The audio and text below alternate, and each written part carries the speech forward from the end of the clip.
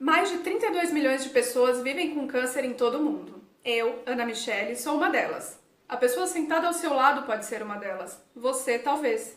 Nós somos muitos e, ao que tudo indica, seremos ainda mais e vivemos realidades distintas no enfrentamento da doença. Encontros como estes são importantes para que possamos discutir um problema que é global, mas também tão particular. Precisamos aprender com as experiências do mundo no combate ao câncer. Inspirar com nossos relatos de enfrentamento da doença, especialmente numa realidade como a brasileira, em que são muitas as barreiras ao acesso a diagnóstico, tratamentos e mesmo prevenção.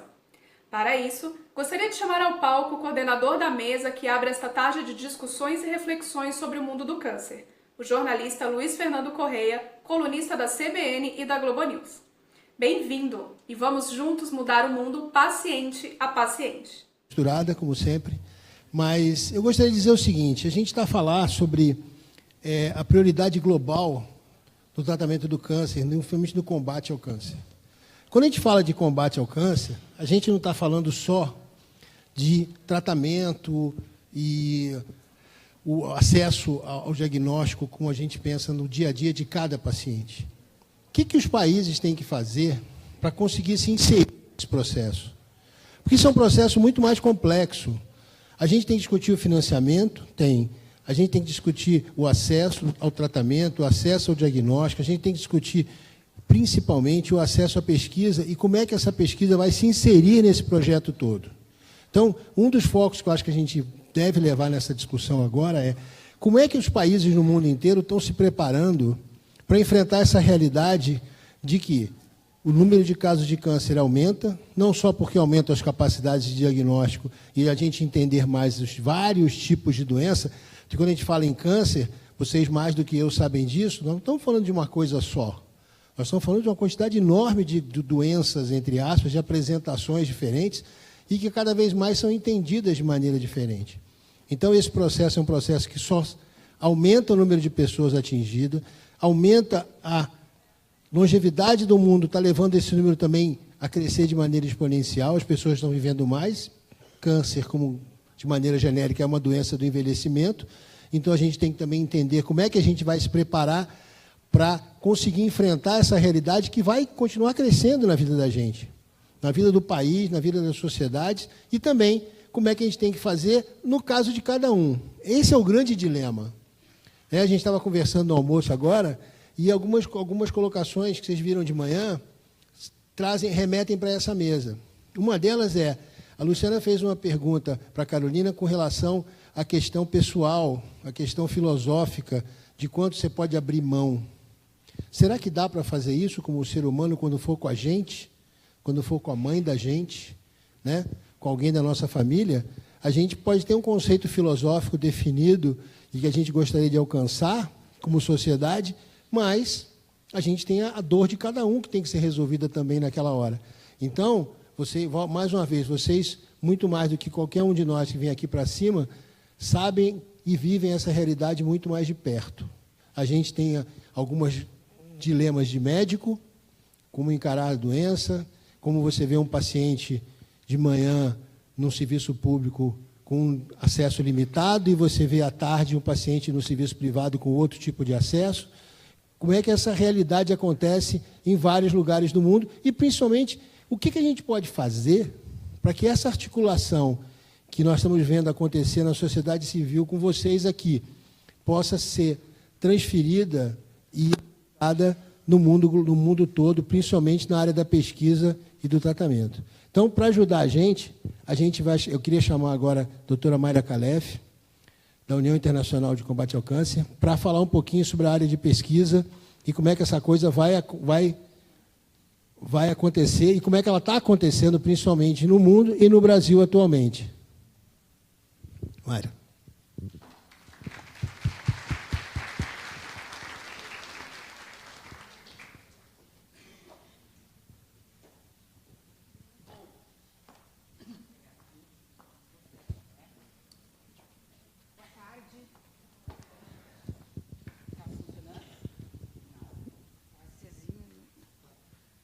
Alô?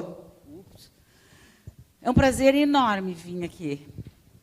Não só por ti, Luciana, que eu admiro tanto, mas por todas as pessoas que estão assim, depositando muita confiança nesse fórum para que a gente possa propor alguma coisa no final. Achei muito legal essa online, on time. Parabéns, que não é fácil fazer isso. Para chegar a alguma conclusão no final, assim, tipo, para onde vamos. E eu estou aqui hoje com vários papéis, né? Mas o que me cabe nesse momento é falar um pouco do trabalho que a gente tem feito pela União Internacional contra o Câncer, ou União Internacional, como a gente gosta mais de falar atualmente na tradução, de combate ao câncer. Eu trabalho para essa instituição há 6 anos como membro do Conselho de Administração, e a gente trabalha de Genebra e de todos os lugares onde a gente vai fazer reuniões, principalmente dedicando-se, é um grupo de 12 membros desse board, eleito pelos membros do UICC, principalmente para a gente procurar soluções e superar inequidades. Acho que essa é a grande tônica do ICC. Vou conversar um pouquinho sobre as coisas bem atuais que nós estamos fazendo. E, por favor, entrem na página, se interessem por isso, porque nós, como comunidade do câncer, a gente precisa estar junto e unir as nossas forças para ter voz. Porque se a gente for pensar, às vezes eu gosto de pensar assim, do micro, né?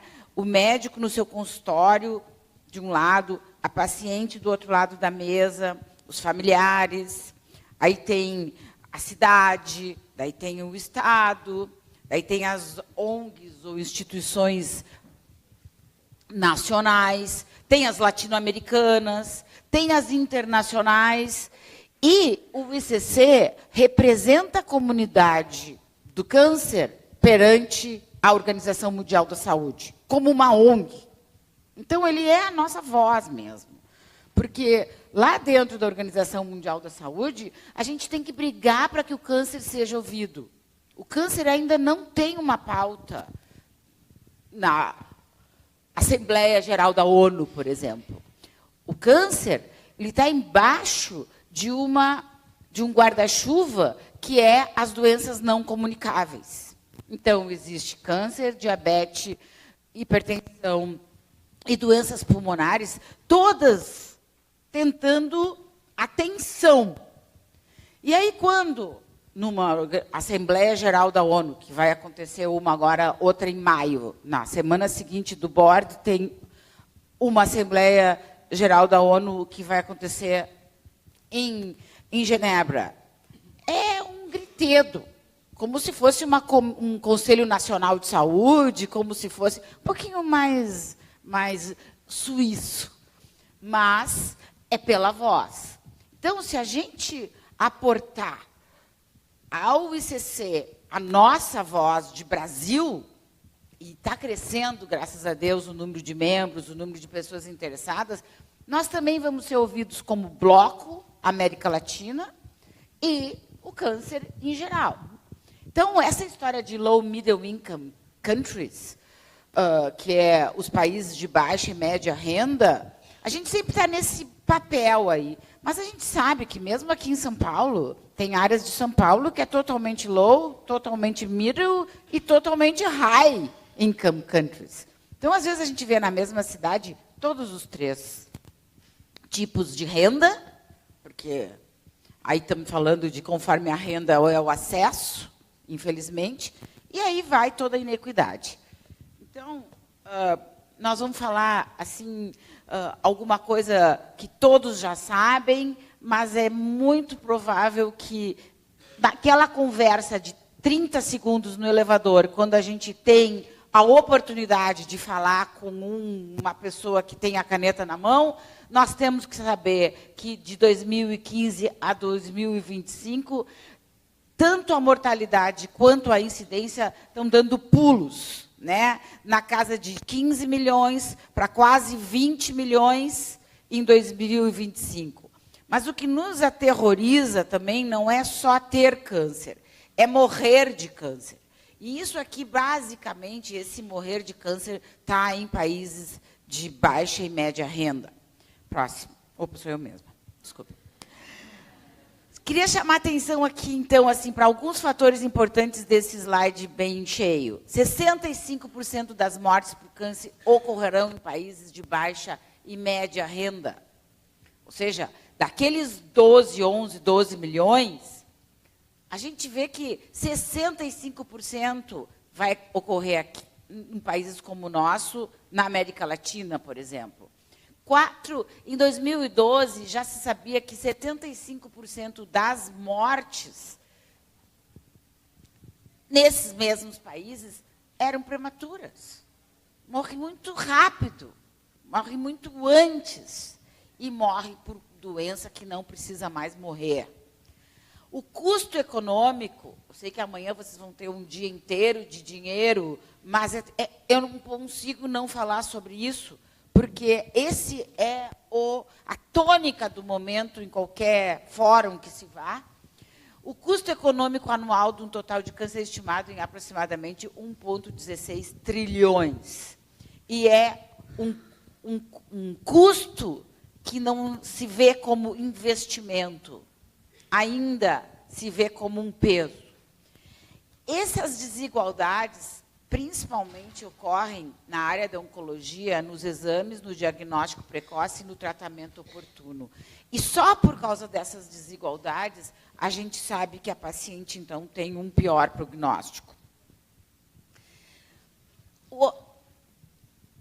Isso aqui não fui eu que fiz esse slide, tá? E ele veio assim, eu só traduzi. Ele veio assim de Genebra, numa dos nossos encontros. Eles usam a minha foto sem direitos autorais. Enfim, o ICC tem diferentes tipos de organizações. Sociedades contra o câncer, redes e alianças, associações de profissionais, grupos de apoio ao paciente, centro de tratamento do câncer, instituições acadêmicas. A FEMAMA é membro, a Oncoguia é membro, a Secamargo é membro, Desiderata do Rio de Janeiro é membro, o INCA é membro, tem vários membros e a gente tem se encontrado, a Fundação do Câncer é membro, a gente tem se encontrado ultimamente para tentar fazer a nossa força, a nossa voz ser ouvida até mesmo dentro do ICC. Porque até bem pouco tempo o Brasil nem sabia onde que era. Então, acho que é importante a gente começar a pensar que a gente precisa se expor até que nós somos seres pensantes e não só vistos como low middle income country. Nós somos, hoje em dia, mais de 1.000 membros em 162 países e aquilo que eu falei, está crescendo bastante o número de membros. Até 2010, eu entrei no ICC como membro em 2010, mas 2012 como uma pessoa ativa lá dentro, e eu era uma das pessoas que fazia parte do comitê de membership. E a gente tinha metas e a gente está conseguindo bastante diversidade dentro dos membros, e eu sei que é pesado a joia, mas super vale a pena, porque a gente se sente parte de uma comunidade internacional. E eles têm relações oficiais, não só com a ONU, mas com vários, depois eu tenho uma lista ali de várias organizações, com parceiros e também com sócios. Os membros, nós somos membros fundadores, então, que foi o ano passado que a gente fundou NCD Alliance, a aliança que já se falava muito das doenças não comunicáveis, foi fundada como uma organização SOLA, né, o ano passado. A Maccabi Center, que é uma organização mais voltada aos direitos humanos, e ao ICCP, que é toda essa convenção, né, de pacientes na Europa. Os membros, então, eles podem ser de vários tipos de organizações. Nós temos esse tipo de parceiros, então, que são, por exemplo, o IAR, que é um grande parceiro, a gente escreve junto o Atlas do Câncer, e a ASCO se escreve junto o Journal Oncology of Cancer e outros. Investir nas prioridades do ICC significa uma ponta de lança na luta contra o câncer. É que essa marca tem uma confiança.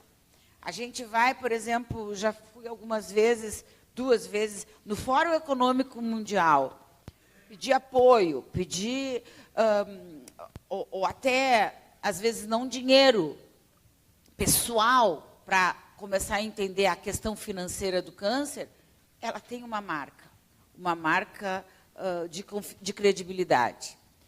Vamos falar um pouquinho das áreas de trabalho, então, para que os membros entendam como trabalhar junto, e algumas coisas vocês vão se identificar, porque mesmo não sendo membro, as pessoas podem trabalhar junto. Então, a ideia principal é unir a comunidade numa só voz, para atingir mudanças numa escala global. E a gente faz muito trabalho de fortalecimento de capacidades, desenvolvimento de lideranças, capacitação de pares, educação, bolsas. Eu vou falar um pouquinho de cada um.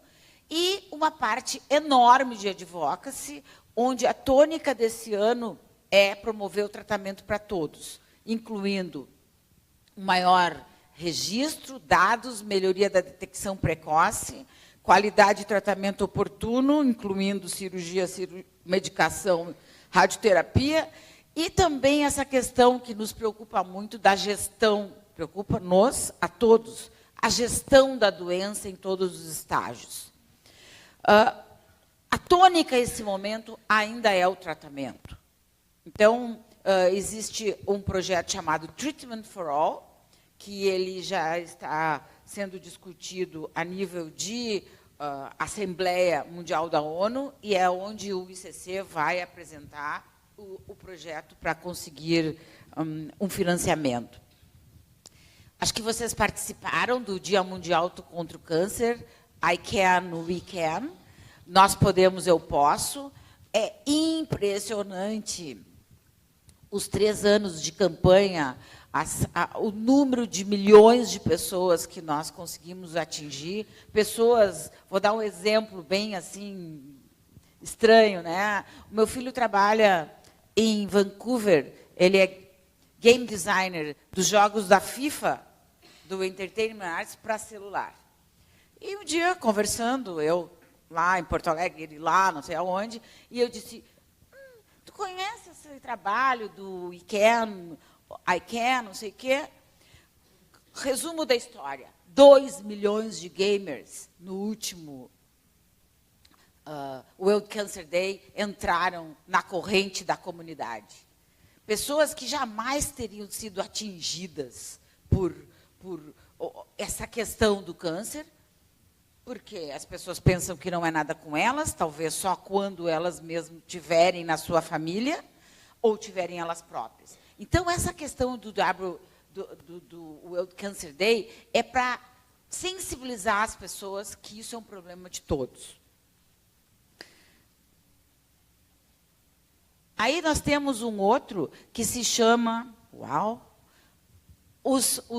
tanto o Summit quanto os cânceres mundiais, que se chama World Cancer Congress, esse ano vai ser na Malásia, promovem muitas discussões. São 140 sessões multidisciplinares acontecendo ao mesmo tempo durante 2 dias e meio. O ano passado foi em Paris, o ano retrasado foi em Paris, e esse ano, de 1 a 4, em outubro de 2018, tem muitos abstracts brasileiros, eu já pesquisei, que foram até aprovados. Então, quem não recebeu ainda a resposta e que mandou resumos para esse congresso vai receber por agora. O Summit é uma reunião de alto nível que sempre que vai acontecendo todos os anos. O ano passado foi no México, esse ano será junto com o evento. Ele discute com ministros com governadores, com representantes das principais organizações mundiais, a questão do câncer. Existe esse desenvolvimento de lideranças, formação, oficinas e recursos. A gente tem aqui bolsas de estudos que muita gente não sabe. 6.000 estagiários já ganharam bolsas de estudos, acadêmicos, outros de mais de 100 países. Existem bolsas para profissionais se qualificarem na área de controle de câncer, e isso são bolsas que o ICC faz com o IARC. Ele é o presidente do IARC. Está passando muito rápido isso aí. Bolsas, um exemplo de sucesso. Então, agora nós temos a terceira rodada da Spark Grant. Aqui no Brasil, muita gente já participou das bolsas do Spark. A Oncoguia também, a FEMAMA e outras ONGs participaram. Então, é uma bolsa pequena, mas eles chamam de Seeding Progress and Resources para a comunidade. É só para ONGs e para quem trabalha com a comunidade. Os líderes, o programa de CEOs, por exemplo, que é CEO, que for à Malásia, tem um programa especial para a formação de CEO. Todos os eventos internacionais, mundiais, os congressos de 2 em 2 anos, têm esses eventos para CEOs, e é aberto para quem tiver, se for CEO, estiver lá. Existe essa representação, então, de uma forma impressionante e forte. O ICC sempre foi responsável pela padronização do TNM, que a gente nem sabe, né? Eu deixei esse slide porque eu acho que essa voz do movimento global contra o câncer, ele precisa ser discutida e exige uma ação nacional urgente. Passamos a resolução do câncer em 2017 lá, o Brasil assinou como concordante do que se escreve naquela resolução, e eu tenho a FEMAMA pode oferecer essas resoluções para vocês, tem um slide aqui que fala um pouquinho nela. Acho que esses medicamentos essenciais foram a base de nós conseguirmos passar o trastuzumab nas metastáticas. Então, a gente pode se apoiar muito em qualquer tipo de câncer nessa lista de medicamentos essenciais que é fornecida, o ICC que luta por ela. Esse aqui que eu estava procurando, a resolução enfatiza a necessidade de uma abordagem holística para o tratamento do câncer. Os Estados-membros, Brasil assinou, devem intensificar seus esforços para fortalecer os sistemas de saúde nos níveis nacional e local, para garantir o diagnóstico precoce e o atendimento acessível e de alta qualidade para todos os pacientes. Não é só uma questão de Constituição, Luiz, é uma questão de entendimento de oncologia atual, né? Porque ela não tem mais nome, não tem mais classe, não tem mais idade, e a gente está vendo um aumento absurdo disso. Então, o board assina relatórios anuais que vão para a Organização Mundial da Saúde, e o ICC trabalha nesses relatórios. A gente promove o advocacy, e esse tratamento para todos, eu acho que é uma coisa que é uma bandeira que o Brasil devia pegar, né? É uma provocação aqui, mas a gente quer continuar desenvolvendo esse argumento econômico para investir em câncer. É um argumento econômico que a gente tem que investir em câncer. Vocês entendem a diferença de falar no custo ou no preço? A gente tem que falar de valor e tem que falar nesse argumento econômico para investimento. E essa é a novidade, então, que eu queria mostrar para vocês, que dentro do board a gente vem falando, mas o ICC, se quer aumentar a sua voz, ele tem que ir para a rua. Ele tem que ir para onde está o paciente, coisa que o ICC geralmente não fazia. Então, o que a gente delineou lá, desenhou o City Cancer Challenge, que aqui a gente, na América Latina e no Brasil, nós estamos chamando das cidades desafios. O City Cancer Challenge 2025, ele tem uma meta de diminuir, junto com todo esse movimento do Treatment for All e outras coisas que nós estamos fazendo, em 2,5 milhões o número de mortes até 2025. Então, toda essa comunidade está trabalhando para apurar dados que corroborem com essa meta de para 2025. O que eu acho fantástico é que essa é uma iniciativa verdadeiramente multissetorial, na qual todos os principais parceiros nas cidades estão envolvidos no desenho, planejamento e implementação de tratamento de saúde. As cidades são incentivadas e apoiadas para assumir o protagonismo para melhorar a saúde local e reduzir as desigualdades no acesso ao tratamento de câncer de qualidade. Você se lembra de uma máxima que a gente falou um tempo atrás? Os problemas são globais, mas as soluções são locais? Pois o ICC ouviu isso e desenhou esse projeto, que tem a assinatura e o investimento de muitos empresários e apoiadores, mas principalmente do Fórum Econômico Mundial. Isso aqui foi lançado em janeiro de 2017, foi corroborado esse ano, dizendo que a gente apresentou os dados de um ano e eles disseram, ok, vamos em frente.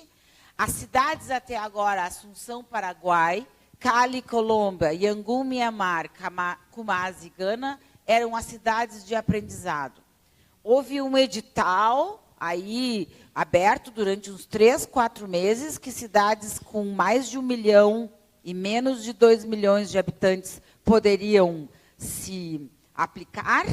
Porto Alegre foi uma das 20 cidades selecionadas, e nós estamos agora, já recebemos ontem e anteontem, por isso que eu te disse que assim que o ICC sair da nossa cidade, eu consigo chegar. Foi por isso que eu só consegui chegar agora. E nós recebemos, porque Porto Alegre é uma das candidatas a ser uma cidade desafio, e é a única do Brasil e a única da América Latina que foi selecionada. Então, teremos destes laboratórios, se Deus quiser, aqui no Brasil, no final de maio, por ocasião dessa Assembleia Geral da ONU, vai ser anunciado quais serão as cidades no mundo, e a gente está super feliz, porque é uma maneira, porque quando a gente é vigiado, observado, a gente trabalha melhor. Então, eles trazem esses experts, essa vontade, esse desafio para a cidade.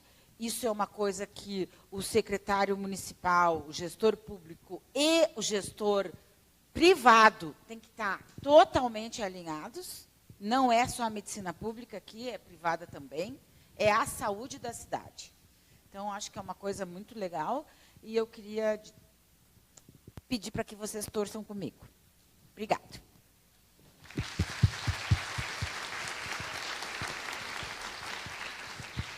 Bom, eu acho que tudo isso que a Mayra falou, acho que alguma coisa o povo não podia saber que existia, mas eu acho que é muito importante para cada um de vocês, que muitas vezes representa uma ONG que está se achando pequena, que está começando, que está crescendo, que está criando a sua rede, descobrir que tem mais gente com vocês, né? É o que vocês já fazem com os pacientes, né? O objetivo sempre foi esse, dizer para o paciente que ele não está sozinho, mostrar para o paciente que tem alguém junto com ele, tem alguém que está trabalhando por ele. E agora a Mayra trouxe a informação para quem está para o outro lado, ou seja, as ONGs não estão sozinhas, elas não são sozinhas, elas trabalham juntos. Aliás, o Oncogui já faz isso há muito tempo, mas o FEMAMA também faz, mas é para a gente entender que isso no mundo inteiro tem que funcionar assim, né?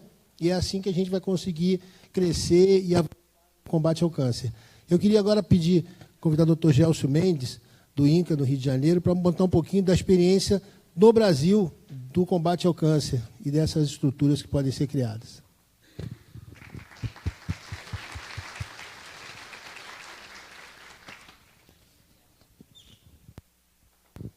Boa tarde a todos. É um prazer imenso estar aqui participando desse evento, né? Agradeço a Luciana pelo convite. E para a gente é muito importante estar participando desse formato de evento, desse formato de apresentação, na medida que a gente fala muito com nossos pares, nossos colegas médicos, os enfermeiros, os psicólogos, e na hora que a gente se depara com uma plateia que, além desse grupo todo, também representa ou traz os interesses dos pacientes, e eu diria que mais do que paciente. Vinha falando com o Luiz Fernando enquanto a gente estava, depois do almoço, descendo a escada. A gente tem uma discussão muito grande de saúde falando em doença, e, na verdade, eu vou tentar falar um pouco mais de saúde, porque me parece que essa é um tema que a gente acaba, por vezes, passando um pouco por cima. Eu sou médico oncologista do Instituto Nacional de Câncer e tenho um cargo de confiança, então esse é o meu conflito de interesse. Conforme a Maíra já tinha falado, a gente, quando entra no discurso do câncer, a gente está falando sobre esse grande grupo das chamadas doenças crônicas não transmissíveis ou não comunicáveis. E elas geralmente são doenças de uma evolução muito longa, e a Maíra falou sobre diabetes, hipertensão, doença pulmonar crônica, doenças cardiovasculares, e elas têm um conjunto de fatores de risco em comum, tanto de fatores genéticos, fisiológicos, ambientais e comportamentais. Então, se por um lado parece que a temática câncer fica diluída, por outro lado, qualquer medida, qualquer atitude nossa no sentido de prevenção de câncer deve estar envolvida, deve estar alinhada com a prevenção de outras doenças, o que dá uma robustez muito grande no nosso discurso, no nosso trabalho. Esses são números que, enfim, a cada ano que a gente se reporta da estatística vai variar um pouco, mas a magnitude é muito grande. 70% de todas as mortes no mundo vão ser causadas pelas doenças crônicas não transmissíveis. Isso é um tema que a OMS cada vez mais vem entendendo e vem se apropriando disso. Concordo com Maíra, isso é um ponto importante de advocacy, é um ponto importante de ativismo dentro desses órgãos que precisam de se apropriar e entender essas doenças. 8,8 milhões de mortes por câncer em um ano. É um número para lá de expressivo. Grande parte dessas mortes acontecendo nos chamados países de renda média ou baixa. É importante a gente pensar na questão do países de renda média ou baixa. Nós estamos nesse grupo e a gente precisa de entender que alternativas são adequadas para a gente, até onde que a gente pode caminhar, para onde que a gente pode ir. Esse é um estudo que eu sempre acho interessante a gente se reportar, ele é de 2016 da Lancet, e fala sobre a carga total de doenças. E a gente observa que para as doenças crônicas não transmissíveis, aqui entre homens e mulheres, o verde escuro representa o que é importante para o câncer. A gente observa que a gente tem uma série de áreas que a gente tem a oportunidade de intervir. Aspectos relacionados ao tabagismo, relacionados à nutrição, relacionados à exposição ambiental a outros agentes, a atividade física. Então, esses são temas que têm que estar no nosso dia a dia. No Brasil, tem as ações estratégicas para o enfrentamento da doença crônica não transmissível, e aqui vão estar as principais metas propostas. Então, é importante cada um de nós se apropriar e entender que existe uma série de metas a serem atingidas. Como é que a gente está hoje em dia? Essa é uma apresentação agora desse ano que fala: houve alguma redução na mortalidade prematura por essas doenças. A gente tem observado, efetivamente, uma redução na prevalência do tabagismo na sociedade. Isso é um ponto extremamente importante. Se a gente, com isso, está prevenindo doença pulmonar crônica e infarto, a gente também está prevenindo câncer de pulmão, laringe e mais uma série de outros. O aumento na oferta de mamografia. Aos poucos, a gente vai começando a oferecer mais mamografia, e isso é um ponto bastante favorável para a gente. Infelizmente, não atingimos essa meta na questão da cobertura do Papa Nicolau. Este é um problema nosso. Isso nós temos que olhar. Eu, durante alguns anos, trabalhei num hospital de câncer ginecológico, e a gente, quando está na enfermaria, a gente percebe exatamente esse problema, esse sofrimento. Atividade física.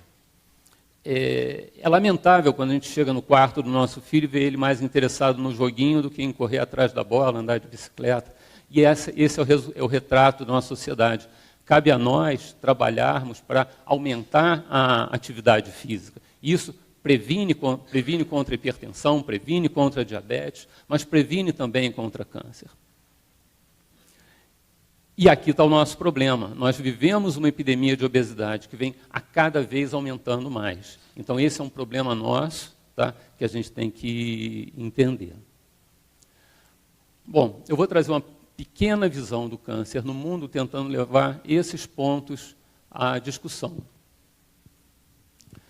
Incidência. A gente tem 2 pontos que têm que ser lembrados. Transição demográfica e envelhecimento. Cada vez mais nós temos menos filhos, cada vez nós vivemos mais. Portanto, existe o envelhecimento da nossa sociedade. Ao mesmo tempo, a gente também sofreu uma rápida transição de uma população predominantemente rural para uma população cada vez mais concentrada nas cidades. Isso, evidentemente, modifica a exposição aos fatores de risco e modifica o padrão de adoecimento. Transição epidemiológica, melhora no controle das doenças infecto-parasitárias e, ao mesmo tempo, o aumento nessas doenças crônico não transmissíveis. Uma coisa que é importante a gente olhar, onde é que nós estamos? Esse é o número do Globocan de 2012, em azul está a incidência, em vermelho está a mortalidade. A América do Sul tem um papel intermediário, mas quando a gente olha os diferentes tipos de câncer, a gente observa que câncer de mama, estamos aqui, colo uterino, tá? Câncer de pulmão, estamos bem mais lá para a ponta. Tá? Câncer de estômago, infelizmente, estamos numa posição mais protagonista. Então, a gente ainda tem uma frequência muito grande daqueles tumores relacionados à pobreza, relacionados ao subdesenvolvimento. O que é a nossa estimativa? A nossa estimativa é essa. Entre homens, mulheres, mama e colo retal predominando entre as mulheres, próstata e pulmão entre os homens. Mas como Maíra falou, a gente numa cidade, a gente vive realidades completamente diferentes. Estou pegando no teu pé. As favelas, os bairros de classe média, as mansões, em cada uma das nossas cidades.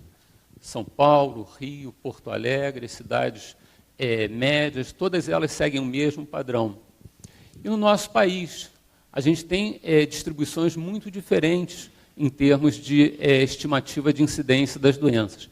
Enquanto do norte a gente tem o protagonismo entre homens do câncer de estômago e do colo uterino entre as mulheres, a gente começa a ter um crescimento bem grande do câncer coloretal na região sul-sudeste. Isso mostra para a gente o quê? Hábitos de vida típicos dos países mais desenvolvidos.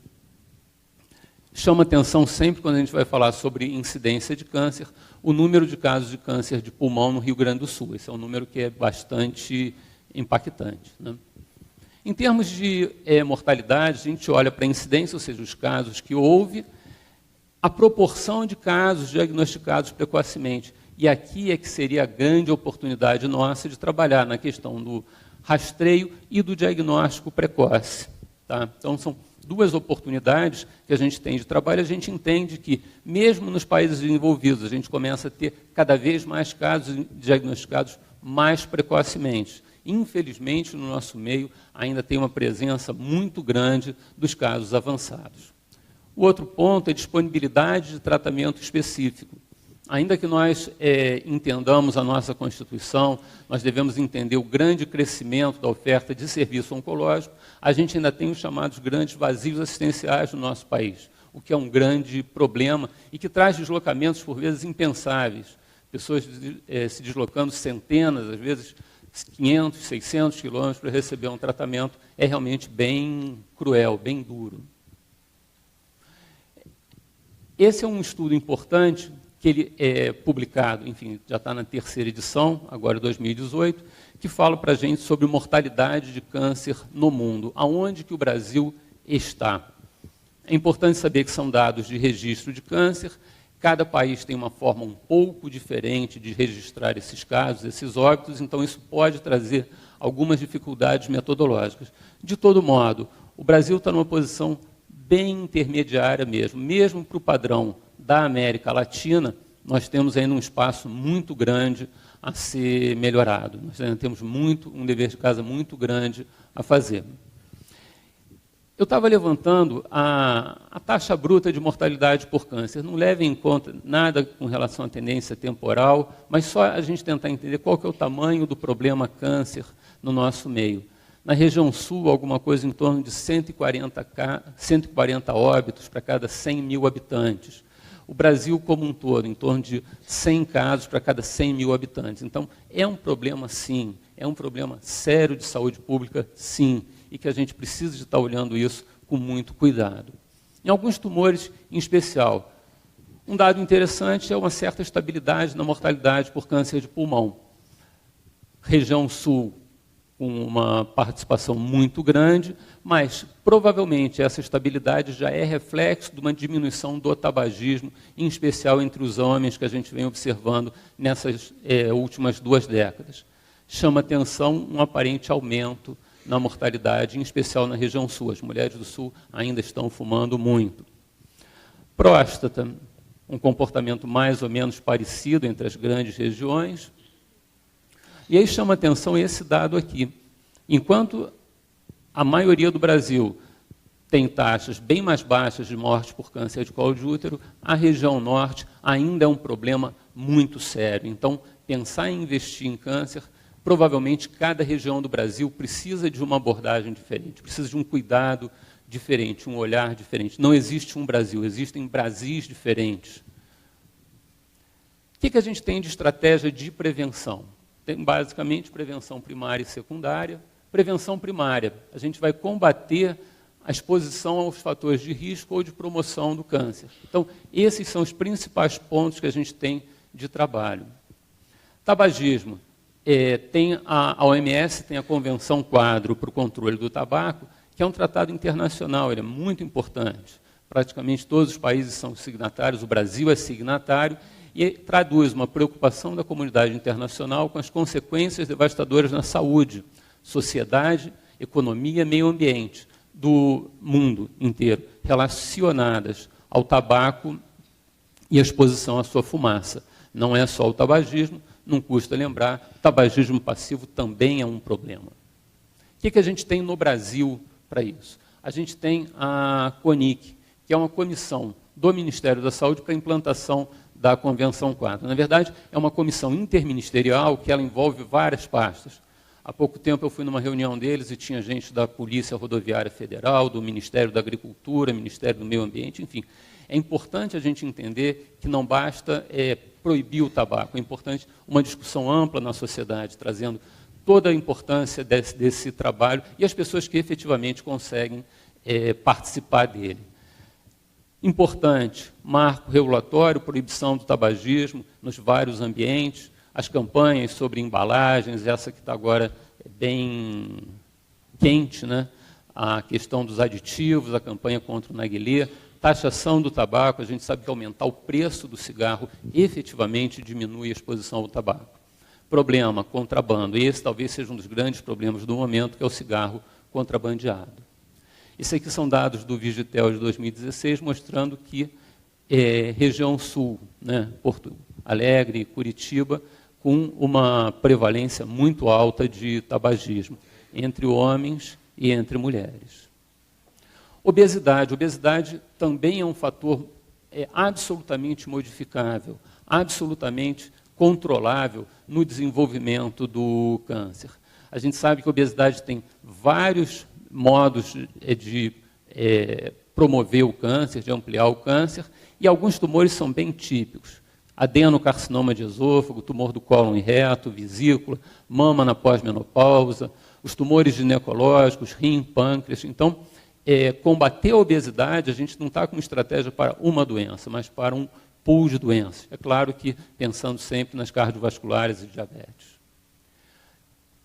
Como é que fica essa questão sobre a carga total de doença relacionada à obesidade, no caso do câncer? A gente observa que essa carga é maior entre as mulheres do que entre os homens, mas ela vai representar varia também de países para países, mas grosseiramente alguma coisa em torno de 1,5% a 2%, entre os homens em torno de 3% a 4% entre as mulheres, porque o peso da obesidade para o câncer de mama e para o câncer do endométrio é muito grande, o fator é atribuível, né? Então, é uma situação que a gente precisa de estar bem atento.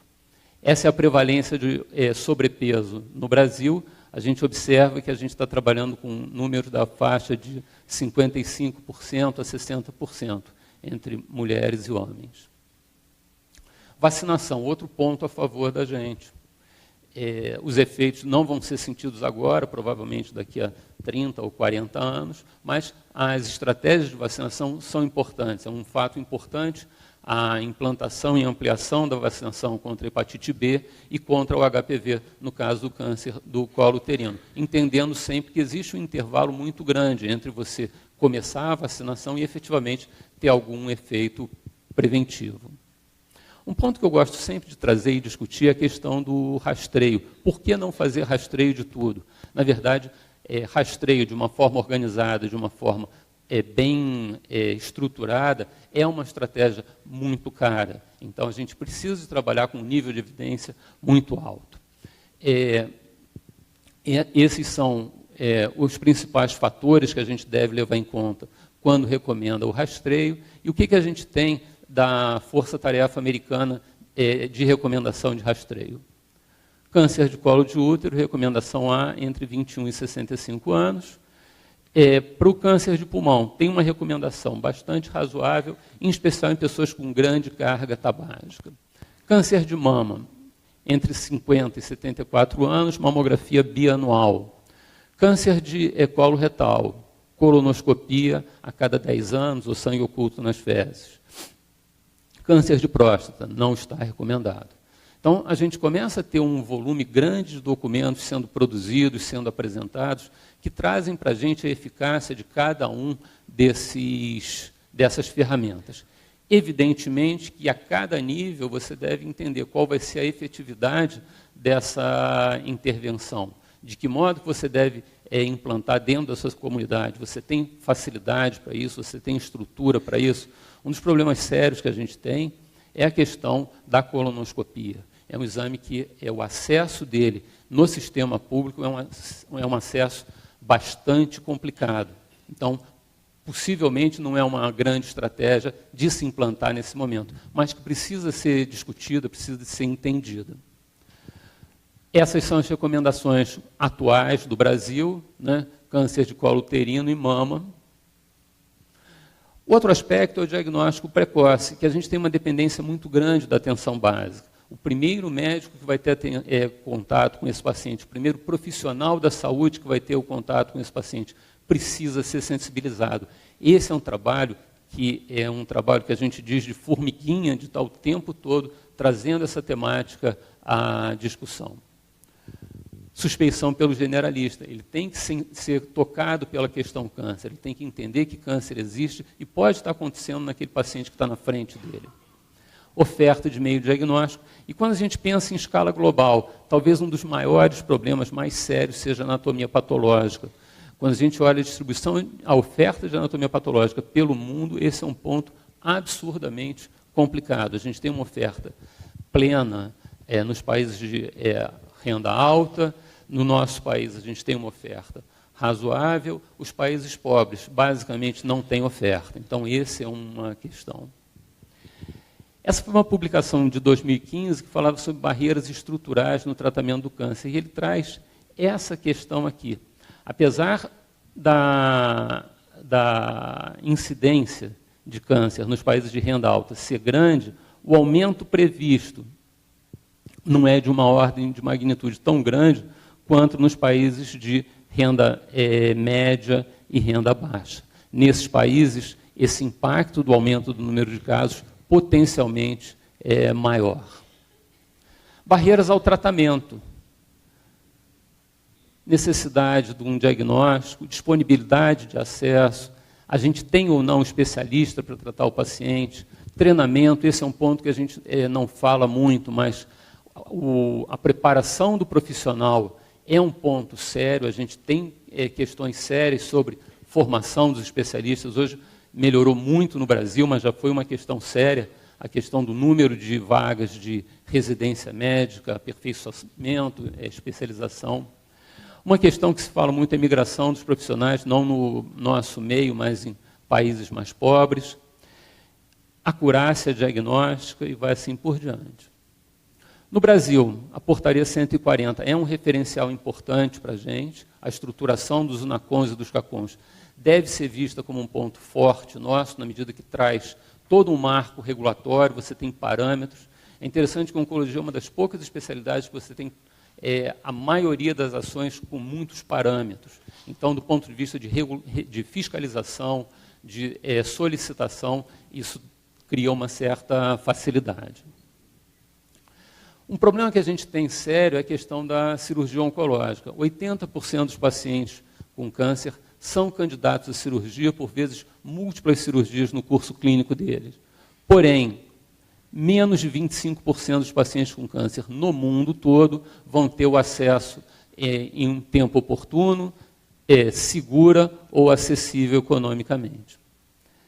Tem um grande ato entre os países, né? É isso que a gente já vem demonstrando. Aqui é um estudo da Noruega, mostrando a proporção de internações e internações com cirurgia. Então, cirurgia oncológica é um ponto muito importante no nosso meio. Radioterapia, outra questão. Oferta limitada no Brasil, a gente tem um déficit de radioterapia. Existe hoje em curso o plano de expansão da radioterapia, que tem como objetivo aumentar a oferta de radioterapia.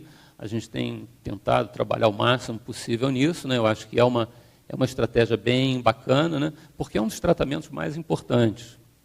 Essa aqui é a distribuição dos novos aparelhos que vão chegar no Brasil. Evidentemente que você pega um estado tipo Amazonas, Pará, são grandes vazios assistenciais, mas a densidade demográfica é muito baixa. Você precisa ter a possibilidade de implantar uma radioterapia e ter um volume mínimo de pacientes para isso ser economicamente viável. Atenção farmacêutica, estou acabando. Esse é um outro ponto seríssimo no nosso ver, né? Tanto antineoplásico quanto medicamento de suporte. Incorporação tecnológica, estava almoçando com a Maíra, conversávamos sobre a quantidade de novos fármacos chegando, o custo desses novos fármacos, a dificuldade de acesso no sistema público a esses fármacos. Então, é um ponto que a gente tem que estar sensível. Questão do parque industrial. Hoje, a Big Pharma se concentra em poucos países. Uma das estratégias do Brasil deve ser caminhar nesse sentido, de ampliar o parque fabril, né? Tem a questão de genérico e biosimilar, que são dois assuntos que, queiramos ou não, está na nossa porta e nós temos que debater, temos que entender. Há mais ou menos uns 4 meses a gente conduziu um fórum sobre biosimilar lá no INCA e foi bem bacana mesmo, participação de empresas públicas, privadas, enfim. Essa é a tabela que a doutora Maíra se referiu, né, dos medicamentos essenciais no tratamento do câncer.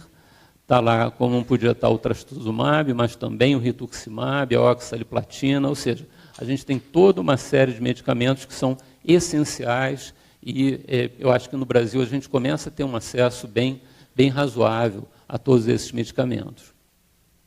Mas temos problemas. A gente vive um desabastecimento de medicamentos básicos. Alguns medicamentos virtualmente saíram do mercado. Isso traz um problema sério. A gente olha assim, o que é a actinomicina, né? Olha, a actinomicina é um remédio que a gente prescreve muito pouco, mas geralmente para pacientes com uma bruta chance de cura. É a neoplasia trofoblástica gestacional, é o tumor de Wilms da infância, vai ser o rabdomiosarcoma da infância. Então, apesar de ser remédio de um uso muito pequeno, para quem ele está indicado, você não tem substituto. Isso é seríssimo no nosso país. Questão de outros medicamentos, que a gente teve dificuldades no abastecimento esse ano, bleomicina. Quem trata tumor de testículo sabe que é uma das doenças mais curáveis em oncologia. População jovem, sem bleomicina o tratamento fica pela metade. A gente pode estar não curando pessoas, é aquela coisa de vidas que poderiam ter sido salvas. Melphalan injetável. Eu nunca dei muita bola para o Melphalan, não, sabe?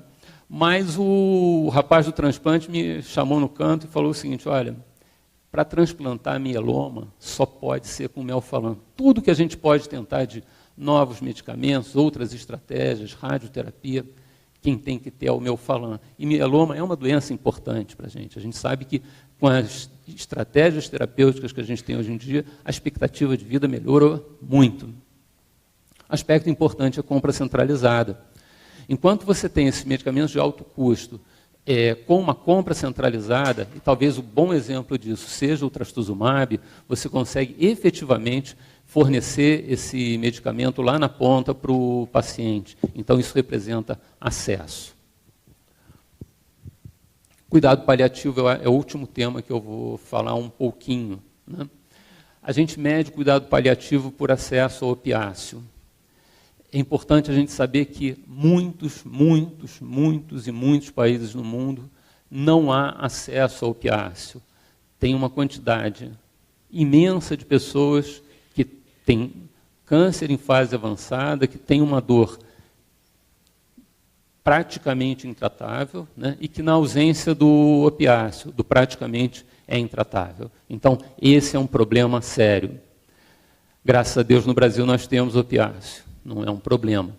Mas o cuidado paliativo não fica no medicamento.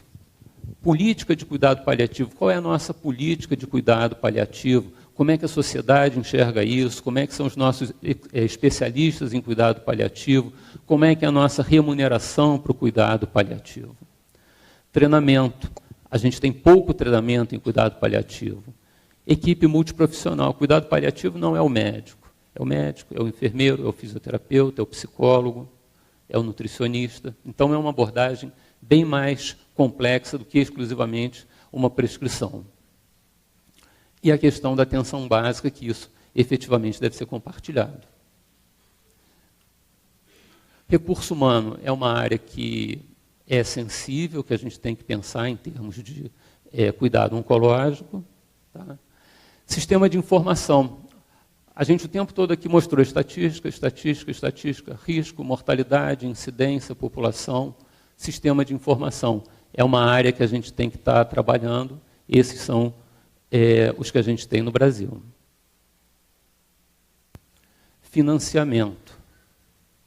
Um último número. No Brasil, em 2014, $1.318 per capita por paridade de compra. Quando a gente olha a América do Norte, 8.900. Então, esses números falam por si. 46% de investimento público. No mundo, 60%. Europa, quase 78% do investimento em saúde são públicos. Então, se existe um outro aspecto, é o subfinanciamento na saúde. É um aspecto bem sério mesmo, que a gente precisa de encarar. Era isso que eu queria apresentar para vocês. Eu acho que eu me estendi um pouco, mas eu acho que são múltiplos aspectos que a gente precisa de trazer nesse debate sobre o câncer no mundo. Obrigado.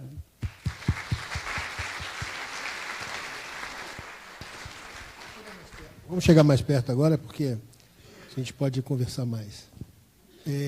Bom, agradecer primeiro aos dois palestrantes que trouxeram para a gente. E eu queria trazer umas provocações que me vieram ocorrendo na cabeça durante essa conversa. A primeira é, uma das se a gente olhar, talvez até vai aparecer ali, o Dr. Gelson falou muito de atenção básica. Essa palavra, essa expressão apareceu várias vezes. E a Mayra falou da questão da cidade desafio. Eu queria começar por aí, porque a gente sabe que é uma das barreiras de acesso que a gente tem, principalmente no serviço público, obviamente. Né? A gente conseguiu crescer em algumas cidades brasileiras de maneira expressiva a atenção básica, a saúde, para o programa de saúde da família, e a gente precisa realmente que esse programa de saúde da família funcione como uma ferramenta de detecção precoce. Então, vou começar pela Maíra. Isso faz parte do projeto? Faz parte do projeto a capacitação de agentes de saúde para ter esse olhar e acompanhar o paciente durante todo o trajeto da doença. Então, ele não é só o agente de saúde aí, ele seria quase que um navegador antes, durante e depois. Mas, além disso, nós temos que contar mais com as enfermeiras. Existe na cidade de Porto Alegre um trabalho que está sendo muito bem recebido por esse grupo da Cidade Desafio, que é tornar a enfermeira capacitada para pedir exames dentro de protocolos. Porque, às vezes, o que falta é um médico pedir a mamografia. Por enquanto, é só um médico. Ele não vai...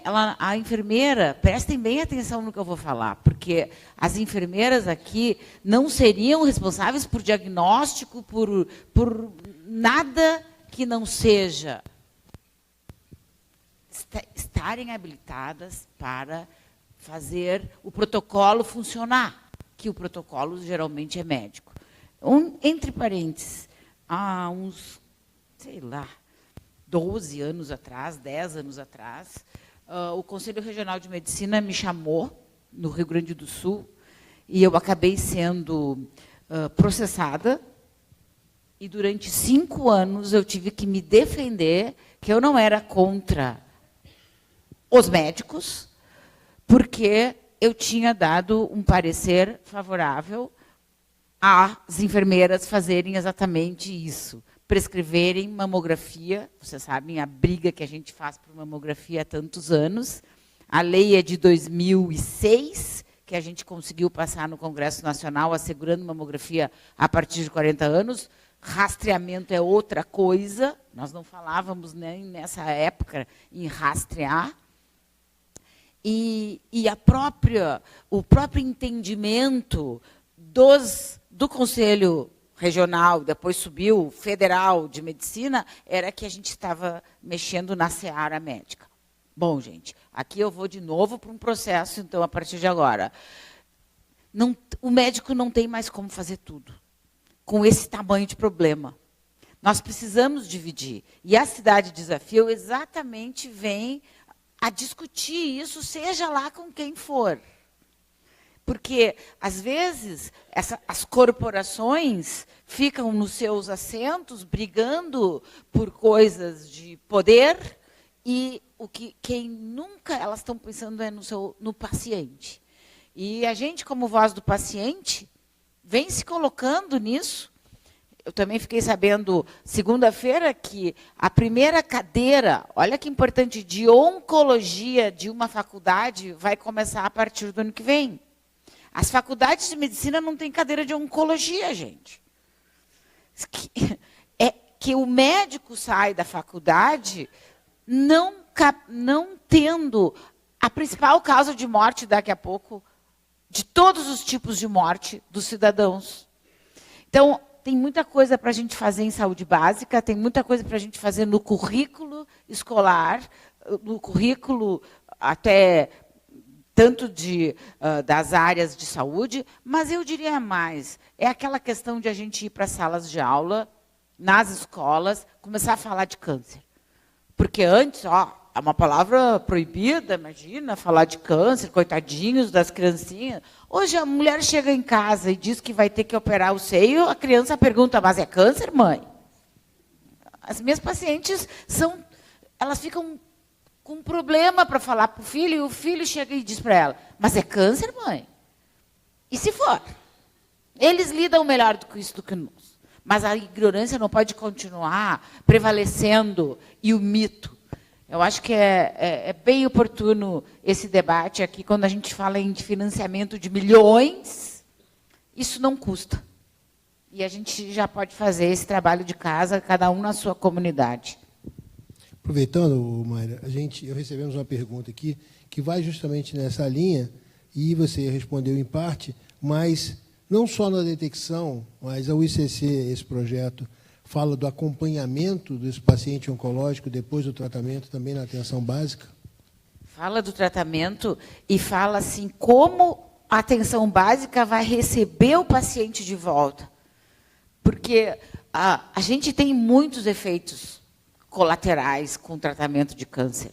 E eles são, às vezes, permanentes e são cada vez maiores. Então, quando o Gélcio falou sobre tratamento paliativo, o tratamento paliativo não é mais aquele tratamento do paciente terminal. O tratamento paliativo se entende hoje em dia de medicina integrativa, é o paciente do sintoma, é os sintomas do paciente.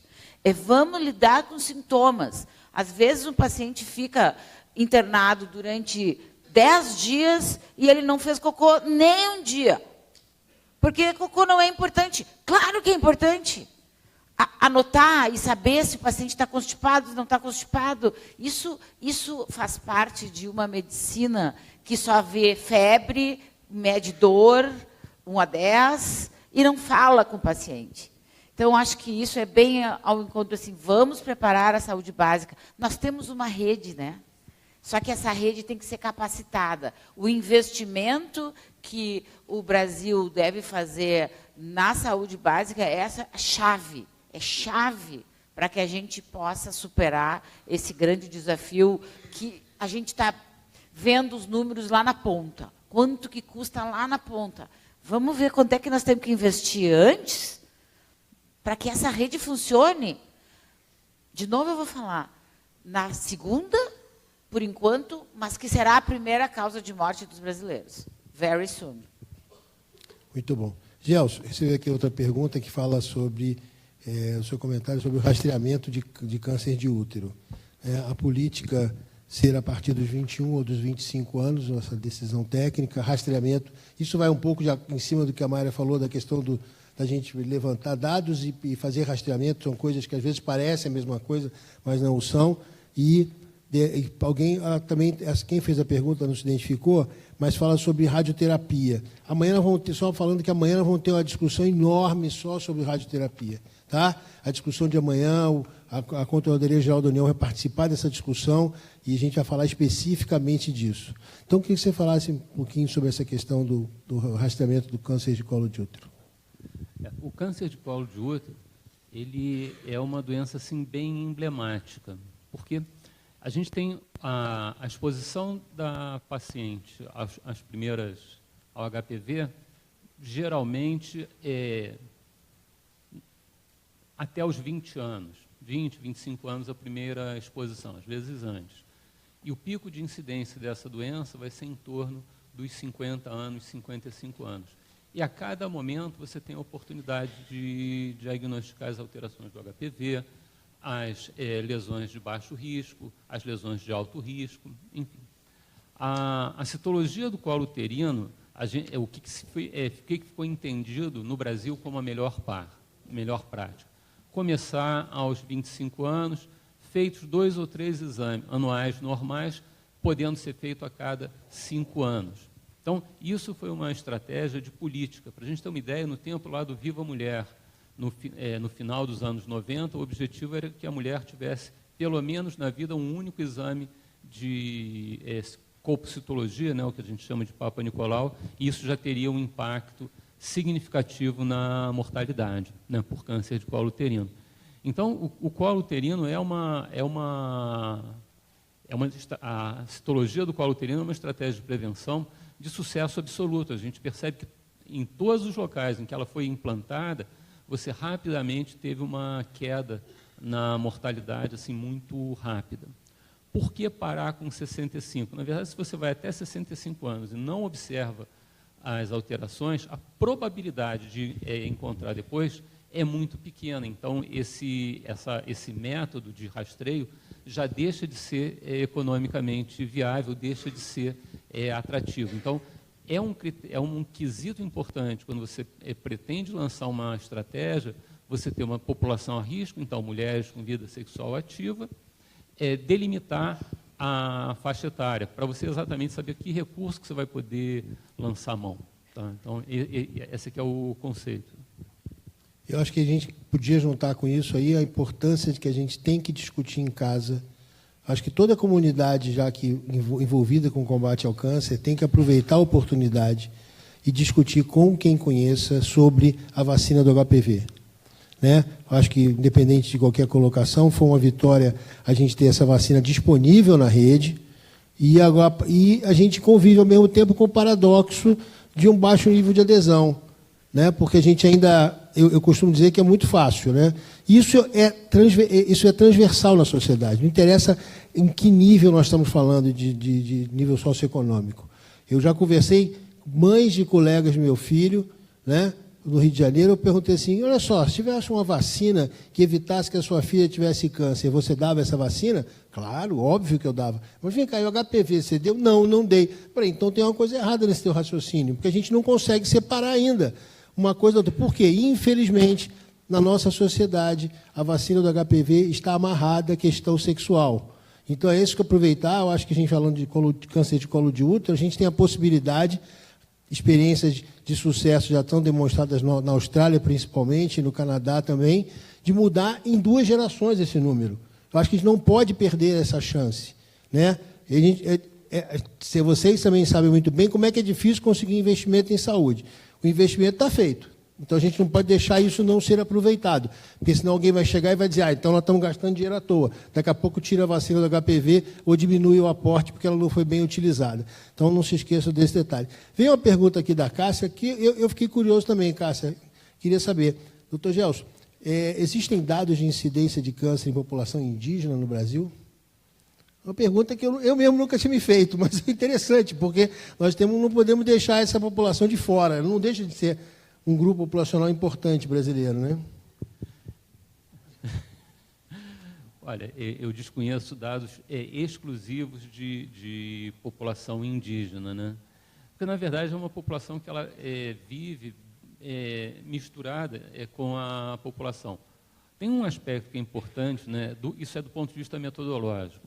Quando a gente calcula a taxa de incidência das doenças no Brasil, como é que é feita a estimativa do INCA?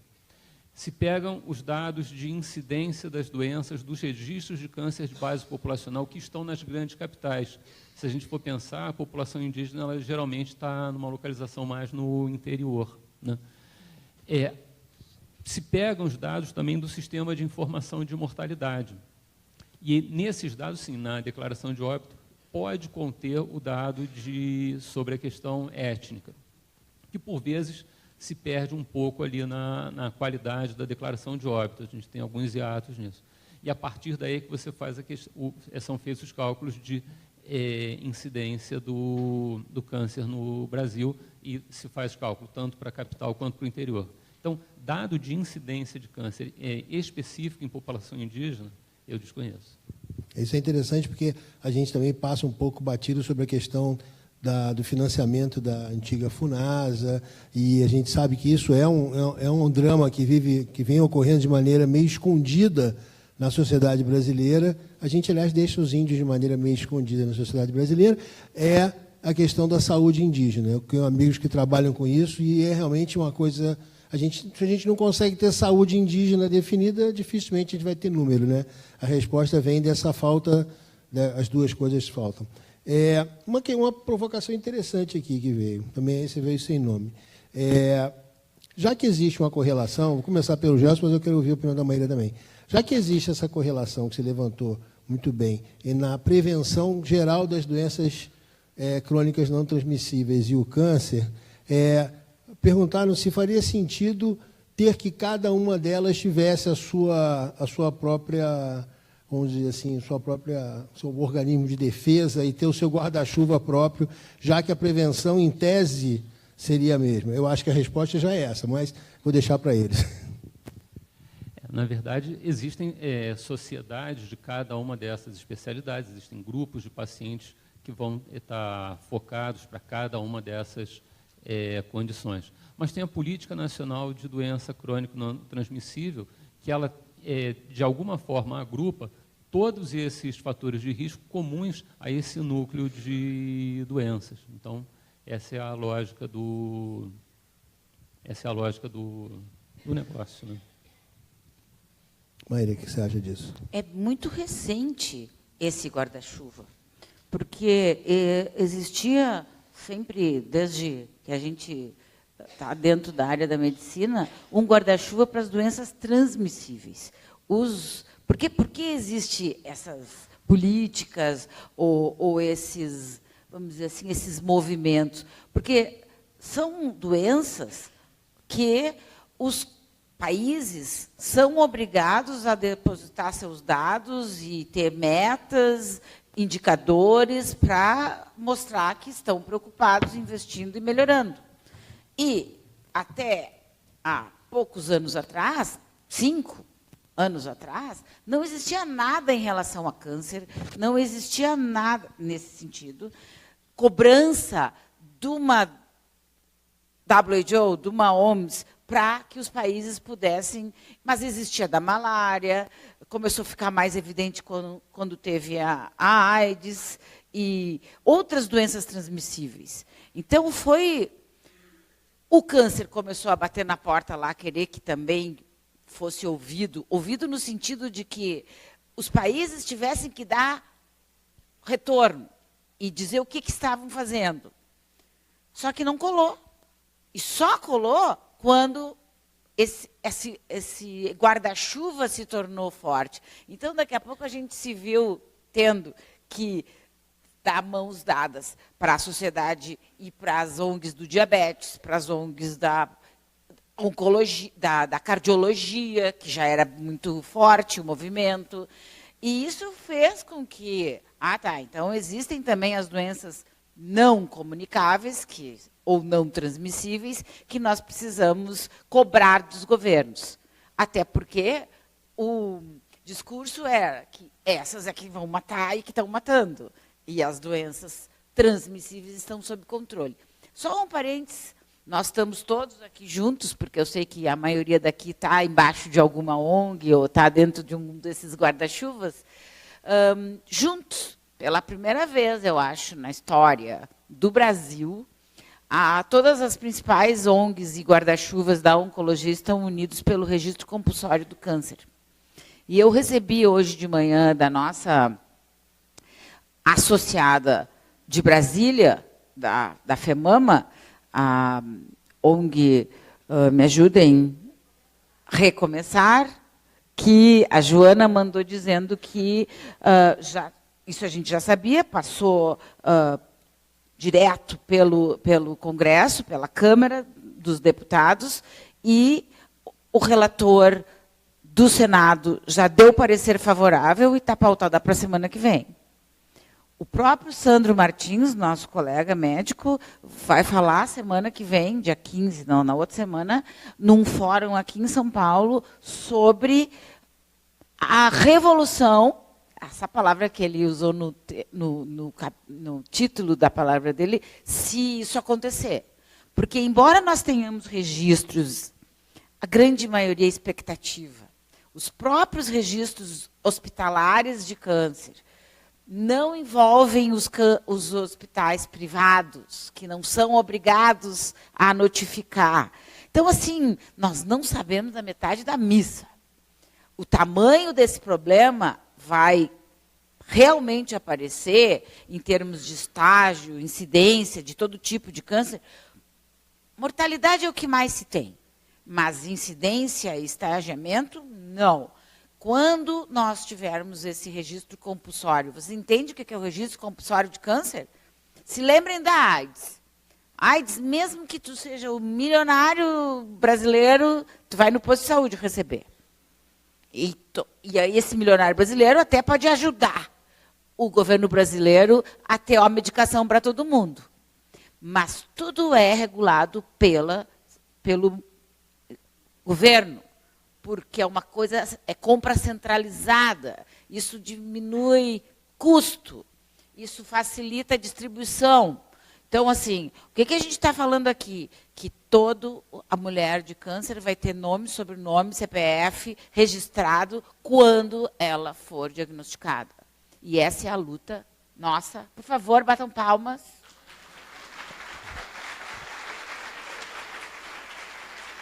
Porque isso é muito importante, isso surgiu dos pacientes, da voz dos pacientes e dos seus representantes.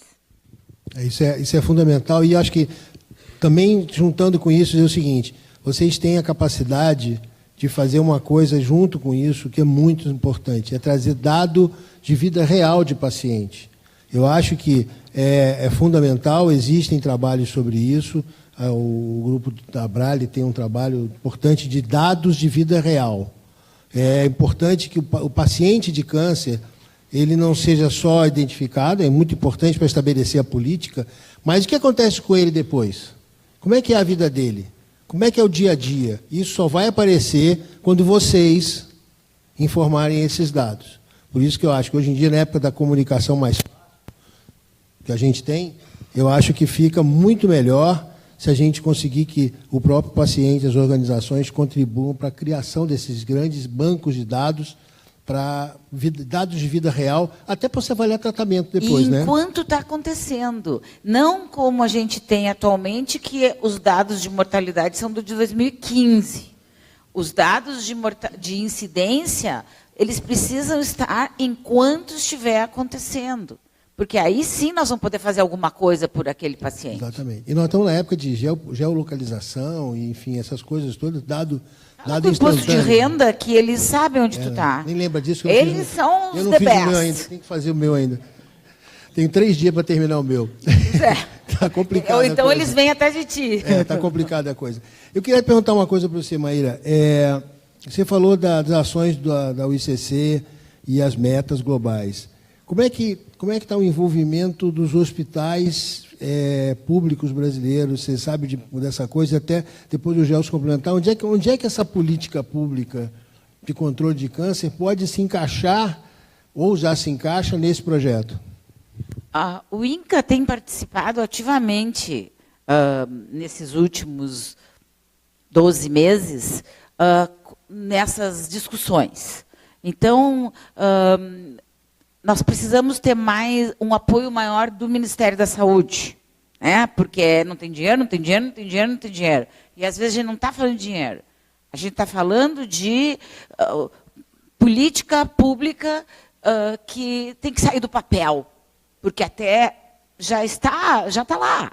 Nós temos uma política nacional de câncer que é um tesouro e que a gente não consegue fazer ela sair do papel como ela deveria.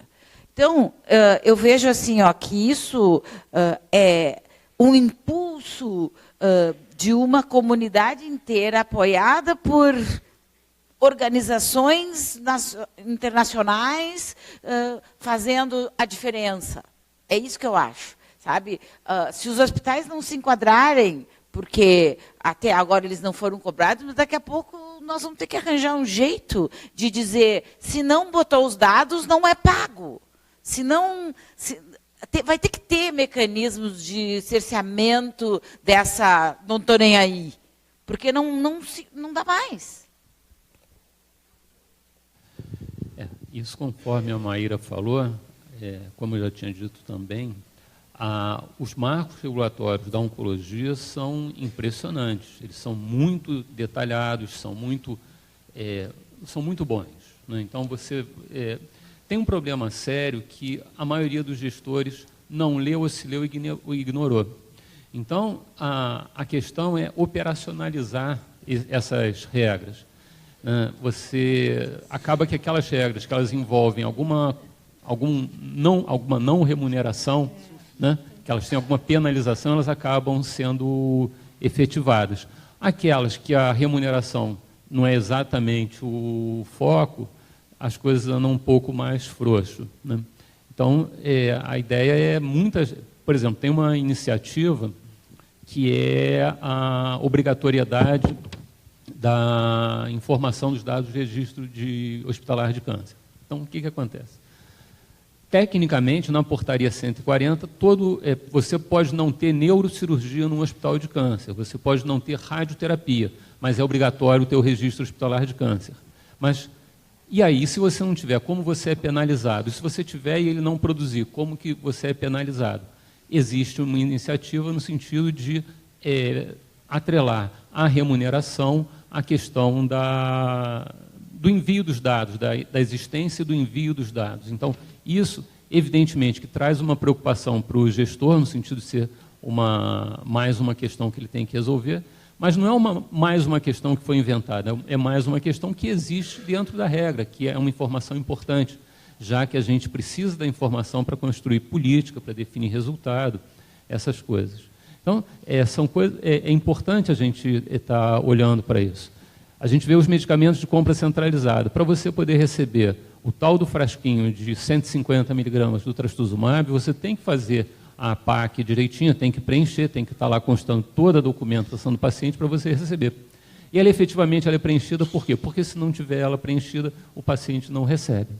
Então, esse é uma questão muito séria e que a gente precisa de estar o tempo todo em cima do gestor, em cima das estruturas, para eles estarem efetivamente produzindo essa informação, trazendo essa informação, fazendo valer a lei. Quando a gente olha a lei, por exemplo, dentro da política de atenção básica, está previsto o cuidado paliativo compartilhado, né?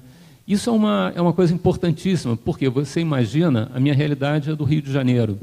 A gente tem mais ou menos, a metade dos pacientes do INCA não são do município do Rio, mas são dos municípios ao redor.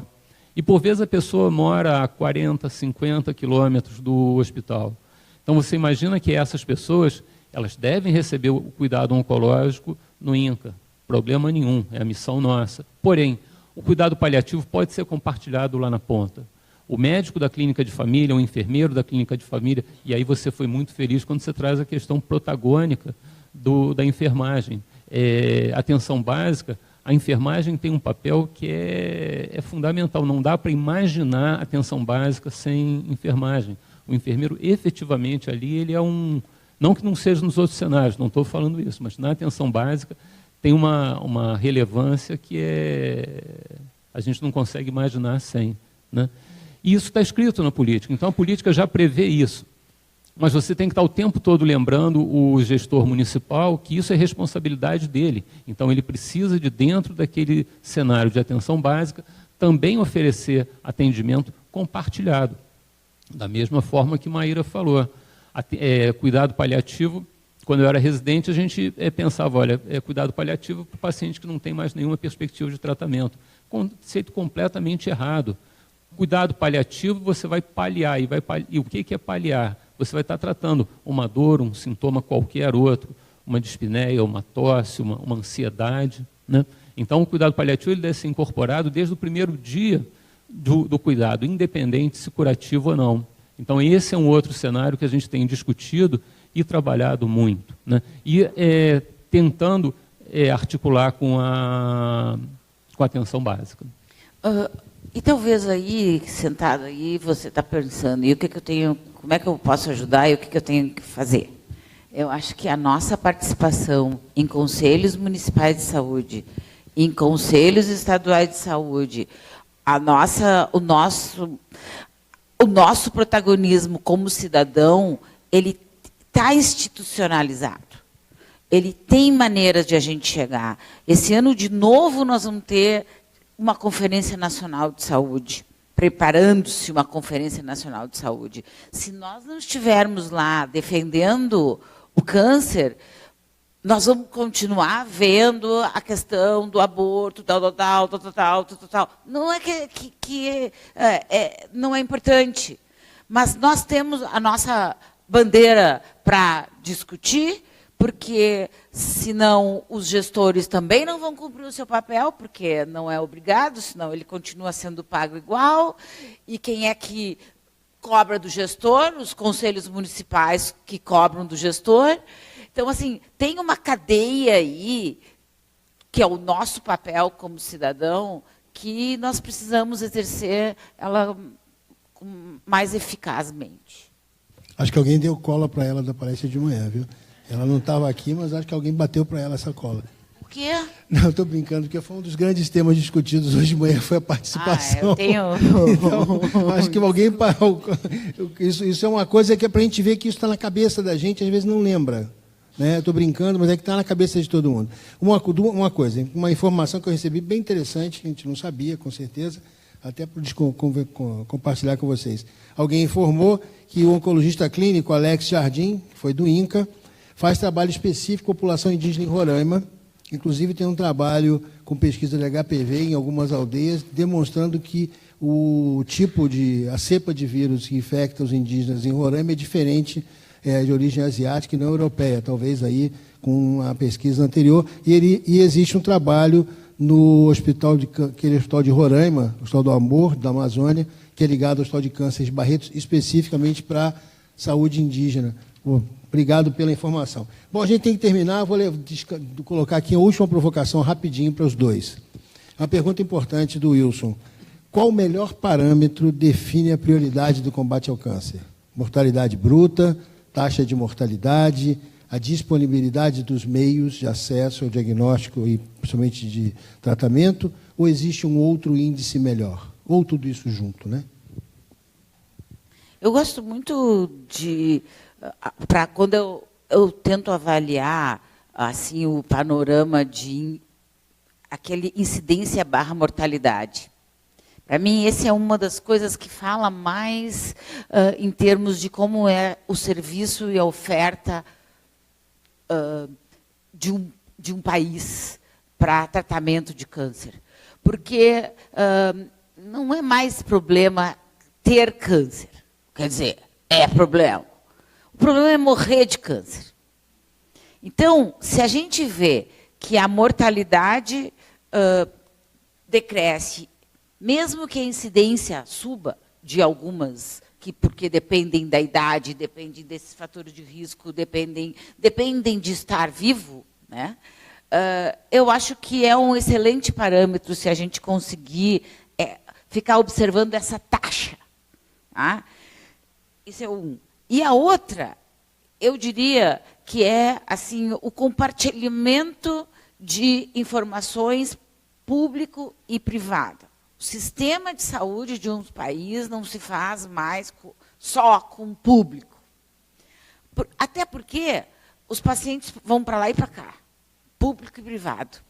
A maioria dos pacientes que têm câncer, em algum momento, eles vão para o público, em algum momento, eles vão acessar o privado, dependendo das condições econômicas daquela família ou das dificuldades daquela família. Então, eu acho que é importante a gente ter, e que a gente não tem no Brasil, esse total, porque geralmente a gente tem coisa pública, e o Brasil não é só isso. Então, eu diria que, para mim, eu quero ver esses dois logo mudarem e ter acesso.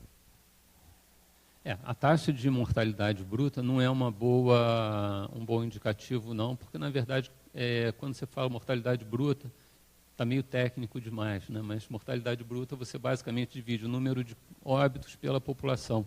E, na verdade, isso você perde a comparabilidade, porque uma população que tem um predomínio de jovens, você vai ter uma mortalidade bruta menor, mas não necessariamente a doença se apresentando de uma forma diferente. Então, mortalidade ajustada provavelmente vai ser o desfecho que a gente tem mais prático e é de mais fácil mensuração para definir isso, né? Então, é o que a gente acaba olhando mesmo. Mas, evidentemente, que a incidência vai estar falando para a gente sobre aquelas políticas de prevenção. Então, isso também para a gente é muito importante, né? Então, são as considerações sobre os dois indicadores. Uma coisa que me chamou a atenção, somente nos números que você mostrou, Gelson, é o seguinte, a gente tem esses números. Agora, quanto disso é impactado pelo acesso?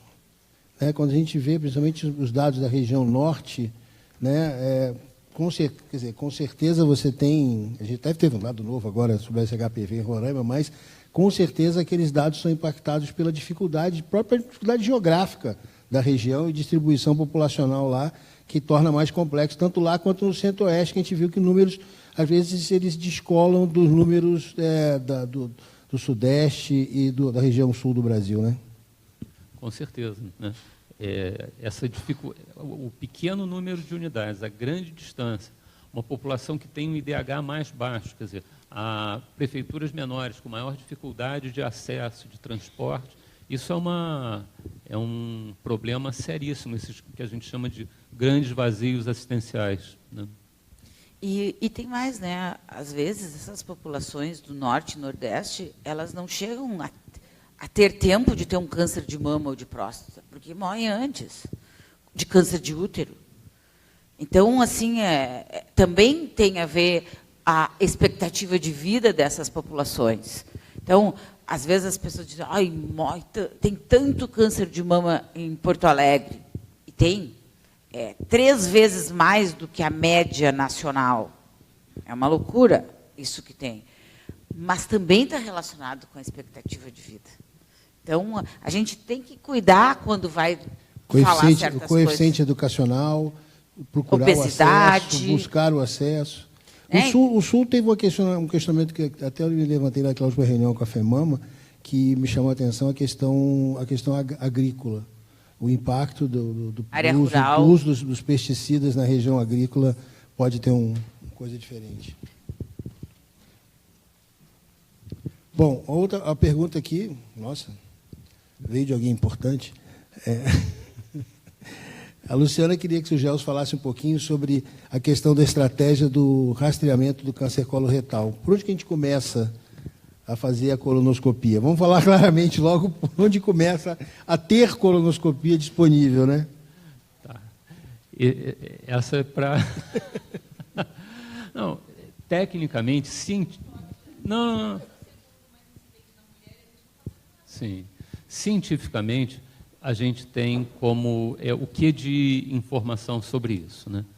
Então, a pesquisa do sangue oculto nas fezes, feita anualmente, a partir dos 50 anos, enfim, com toda uma série de pré-requisitos e preparos, que talvez dentro de uma estratégia mais ampla de saúde pública seja mais complicado, né? Quer dizer, mas, de todo modo, a gente trabalha com uma taxa de positividade. Eu posso estar errando grosseiramente os números, mas a questão é que você chega a ponto de ter que fazer para cada 100 pacientes, né, 100 indivíduos, mais uma colonoscopia. Então, são números de exame para você identificar talvez um caso para cada 10 mil habitantes. Né? Então, 100 pessoas, uma positivo, mas dessa você faz 100 colonoscopias com sangue oculto positivo para uma ser positiva para câncer. Então, os números, grosseiramente, são esses. Tá? Mas, efetivamente, a pesquisa do sangue oculto nas fezes é uma estratégia que é dentro da literatura, calibrada para áreas de alta prevalência. Então, esses estudos foram conduzidos aonde? Estados Unidos, Inglaterra, outros países da Europa. Então, esse é um cenário que a gente não pode fechar o olho. Outras alternativas, a questão da combinação do sangue oculto com a sigmoidoscopia e, por fim, colonoscopia a cada 10 anos.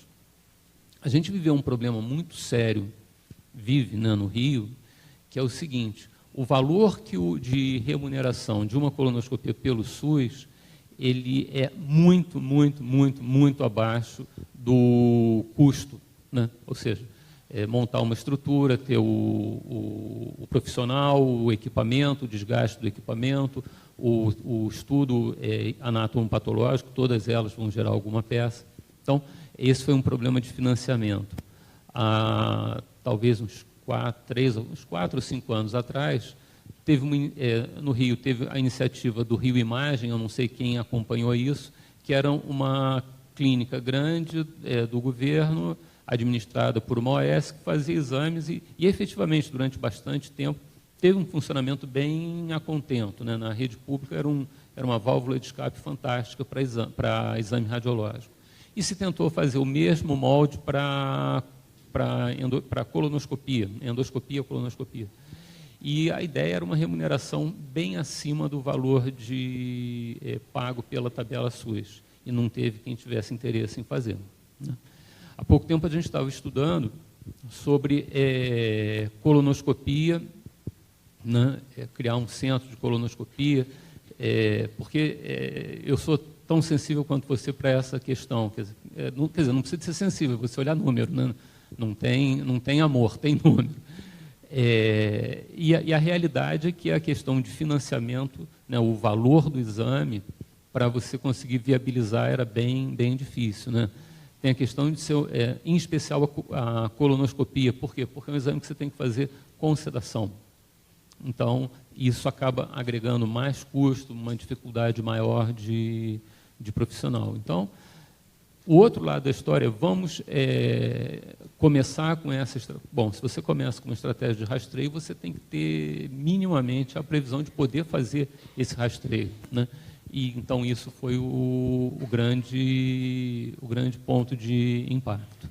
Tá? Só uma novidade que nós temos aqui para dividir. O secretário municipal de Porto Alegre, nessa reunião do ICC, segunda-feira, anunciou que em junho começa em Porto Alegre rastreamento para câncer de cólon com imunohistoquímica das fezes. Então, esse é uma seleção, isso aí já foi estudado em outros países e é super melhor do que só o sangue oculto, né? E a gente está apreensivo a esse respeito, mas ele já tem alinhado um valor na tabela. É a mesma coisa que ultrassom, não paga para mama ultrassom, a tabela do SUS. Então, os governos municipais, quando decidem fazer isso, eles têm que ter um recurso para ir um pouquinho além da tabela. E esses lugares onde vai ter, no Clínicas, no Conceição, em 3 CACONs, onde vão fazer isso, vão servir como uma pesquisa para eles também, que é uma maneira de envolvê-los, e com um observatório, eu acho, nacional para isso. Então, eu acho assim, ninguém está aguentando mais essa ideia. E tem uma outra coisa, né, gente? Cura, previne mesmo. A pessoa não tem. Então, é diferente um pouco até de câncer de mama, né? Porque é diagnóstico precoce, mas vai para químio, vai para isso. Mas se tirar o pólipo, se tirar a lesão, não tem. Então, acho que é investir no prevenível, tem que curar o que é curável e tratar o que é tratável. Palhar sempre. Gostei do palhar sempre. Acho que tem que pelear sempre. Acho que é um dos poucos métodos diagnósticos que é diagnóstico e terapêutico, né? Acho que isso é importante. Agora, me preocupa uma coisa. Se o Gelson falou do gap que a gente já tem da disponibilidade de cirurgias para câncer, você pode estar abrindo aí uma porta para aumentar esse gap na hora que você aumenta o teu diagnóstico de lesões de colo. Só uma ressalva. Isso sempre de um rastreamento. Eu digo, né? Mas o rastreamento, me preocupa um rastreamento sem os steps todos definidos. Quem vai tratar, se der, deu ruim, e agora? Por isso que não é nacional. Ele é um piloto. Esse deu ruim é que é o problema, né? Mas você sabe, existe, evidentemente, em todo rastreamento a questão do pseudocâncer, né? Quer dizer, aquele tumor que ele é diagnosticado, mas que ele nunca vai ter uma expressão clínica. Mas o que a gente observa na prática é que esses pacientes eles acabam sendo operados com obstrução intestinal, quer dizer, um cenário muito pior, já com uma chance de cura reduzida, operados frequentemente por cirurgiões não habilitados para cirurgia oncológica, né? Então você tem um momento ruim, não necessariamente o cirurgião mais capacitado, não necessariamente um hospital mais preparado para atender essa população. E até sem o diagnóstico na hora, né? Feito a posteriori da cirurgia. Exatamente. Né? Não, a questão meu medo é, na hora que você propõe o rastreamento, você tem que ter a válvula, o caminho tem que estar todo marcado. Porque senão você... Agora, está terminando aqui, a gente tem pouco tempo, mas uma coisa chamou a atenção de alguém, e da minha também, que foi a sua referência ao guideline do câncer de próstata, né? Como é que está? Vieram aqui uma perguntinha, porque adesão ao rastreamento de câncer de próstata. Ainda existe rastreamento de câncer de próstata? A Força-Tarefa Americana ela opinou contrariamente, dizendo que não deve ser feito, né? Do ponto de vista populacional, né, isso a gente está falando o tempo todo populacional, a gente não está falando, né, do paciente que, enfim, tem uma super história familiar, procura o médico, que, enfim, que a gente chamaria o oportunístico, né? Enfim, o que os estudos mostraram foi que as populações que fizeram os grupos rastreados, modo geral, não tiveram um aumento na sobrevida, né? Alguns estudos mostravam aumento na sobrevida, mas exclusivamente para aquelas pessoas que tinham um nível de saúde do tipo 60, 70 anos, sem hipertensão, sem diabetes, sem doenças cardiovasculares, ou seja, aquele idoso que não é exatamente o indivíduo padrão da população. A gente tem que lembrar que o tratamento do câncer de próstata, né, a cirurgia, a radioterapia, né, na fase inicial, ainda assim tem toxicidade e não é uma toxicidade desprezível. A gente sempre fica pensando muito na questão de impotência e incontinência urinária, mas não se restringe a isso. Então, a questão é basicamente, metodologicamente, tecnicamente, né, não se identificou o benefício no uso do rastreio de uma forma organizada, populacional. Então, apesar da gente ter ficado durante anos e anos estudando isso, recomendando, fazendo, olhando, não foi negativo, foram negativos os estudos, de modo geral. Muito bom. Eu queria que vocês dois dissessem, assim, muito rapidamente, o que cada um de nós aqui, eu me incluo do lado de lá da plateia agora, pode fazer para entrar nessa luta. Rapidinho. Mais do que eles estão fazendo? Sim. Ah, tá. Deu uma bela puxada de saco em todo mundo, hein?